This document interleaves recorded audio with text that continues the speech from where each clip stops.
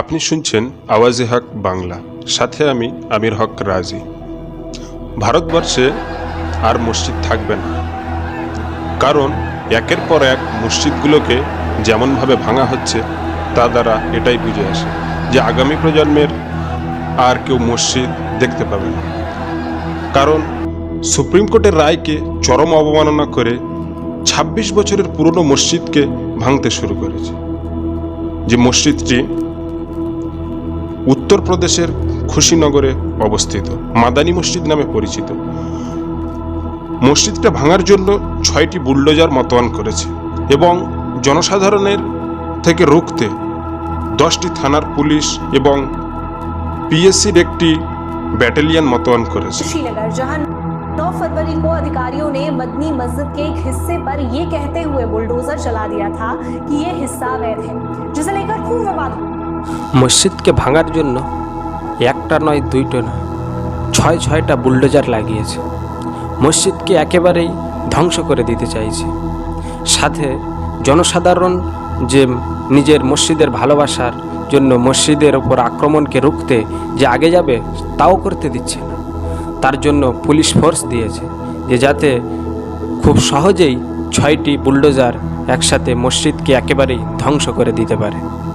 TDN বাংলার একটি আর্টিকেলে জানায়, সুপ্রিম কোর্টের নিষেধাজ্ঞা, খুশিনগরের মাদানী মসজিদ ভাঙা যাবে না। ১৭ ফেব্রুয়ারি ২০২৫ খুশিনগরের ঐতিহাসিক মাদানী মসজিদ ভাঙার বিরুদ্ধে কড়া অবস্থান নিল সুপ্রিম কোর্ট।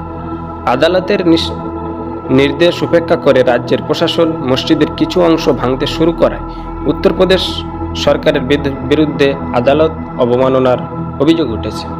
বিচারপতি বিআই গাবাই ও এজি মসিহের বেঞ্চে এই বিষয়ে একটি আবেদন জমা পড়ে। তাতে উল্লেখ করা হয়, সুপ্রিম কোর্ট ইতিমধ্যে মসজিদ ভাঙার নিষেধাজ্ঞা জারি করে, তবে সেই নির্দেশ লঙ্ঘন করে ৯ ফেব্রুয়ারি থেকে রাজ্যের প্রশাসন মসজিদ ভাঙার কাজ শুরু করে। উত্তরপ্রদেশ সরকারের পক্ষ থেকে দাবি করা হয় মসজিদটি অনুমোদিত নকশা লঙ্ঘন করে নির্মাণ করা হয়েছিল। তবে আবেদনকারীরা পাল্টা যুক্তি দেন। সুপ্রিম কোর্টের আগের রায়ের ভিত্তিতে যে কোনো ধর্মীয় উপস্থাপনার বিষয়ে সংশ্লিষ্টদের বক্তব্য শোনা বাধ্যতামূলক। পাশাপাশি বহু ক্ষেত্রে জরিমানা নিয়ে অনুমোদন দেওয়া হলেও এখানে তেমন কোনো পদক্ষেপ দেওয়া হয়নি। এই ঘটনা ঘিরে উত্তরপ্রদেশে বিজেপি সরকারের বিরুদ্ধে রাজনৈতিক স্বার্থে মসজিদ ভাঙার অভিযোগ উঠেছে। বিরোধীদের মতে এ ধরনের কর্মকাণ্ডের মাধ্যমে রাজ্যের ধর্মীয় বিভাজন বাড়ানোর চেষ্টা চলেছে। সুপ্রিম কোর্ট কড়া নির্দেশ দিয়ে জানিয়েছে, পরবর্তী শুনানির আগে মসজিদের কোনো অংশ ভাঙা যাবে না। পাশাপাশি আদালত অবমাননার বিষয়ে ব্যাখ্যা দিয়ে উত্তরপ্রদেশ সরকারের হলফনামা জমা দেওয়ার নির্দেশ দেওয়া হয়েছে।